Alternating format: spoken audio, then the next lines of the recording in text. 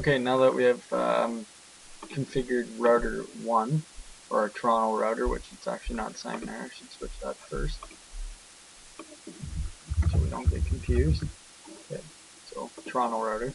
Now we're going to move on to this router, so it's pretty much the same thing. You want to click no, enter, then you want to put your passwords in, so enter enable, config T, and then your password, so password, enable password, Cisco. And then after that, you want to do the encrypted version, enable, or secret, enable, secret, Cisco. And that will encrypt it for us. Also, this password right here, it won't be encrypted yet, so the next command we have to put in is service, password encryption, enter. Exit out of that, and then go show run. So we go down, that's encrypted, that's encrypted.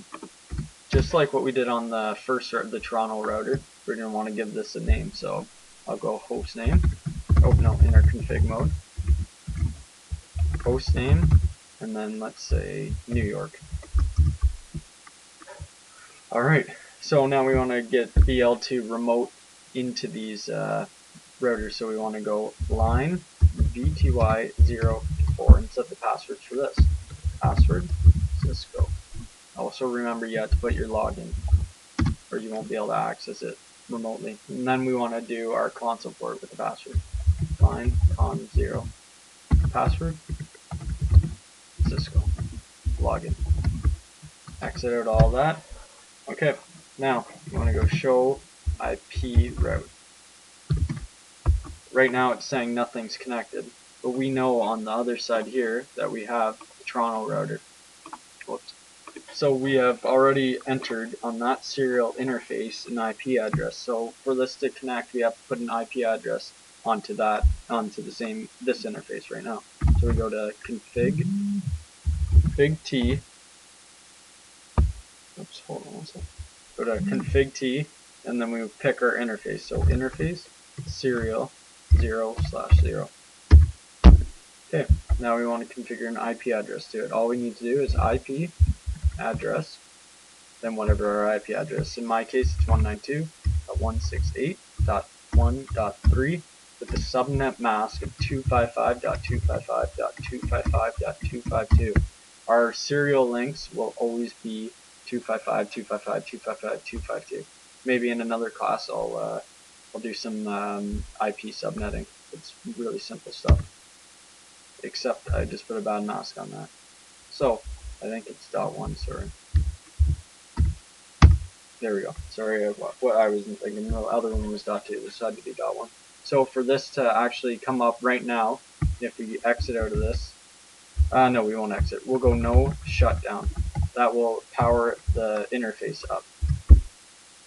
Right, as you see right there, it's changed to up. We want to verify that, and you see these messages right there. They get really annoying when you're trying to put in commands because they'll screw up your typing. So to turn that off, you go into line con0 and then go logging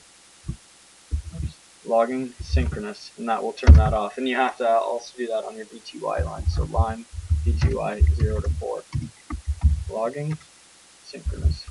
And I'm just clicking tab so that it completes the commands for me. So exit one more time, and then we'll go show run, or no, not show run, show IP route. Okay, so right here we can see that we're directly connected to the 192 network, 192.168.1.0. So hopefully we should, if you see right here, these links are up, but right now it probably won't. It might if it has clocking. I don't know if I've set the clock rate onto this.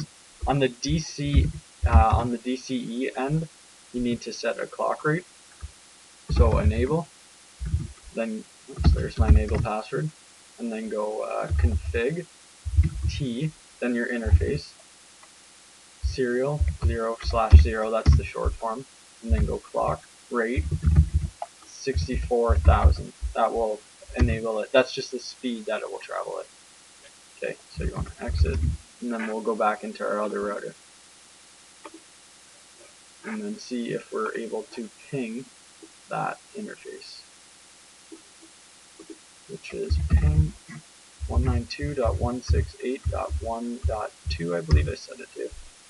And we see that it's 100% success rate. A few more things I could show you guys. Okay, so that's now we have a couple switches. I don't know if we want to get into switch stuff yet. There's probably a lot more router stuff we could do. Okay, so we'll go.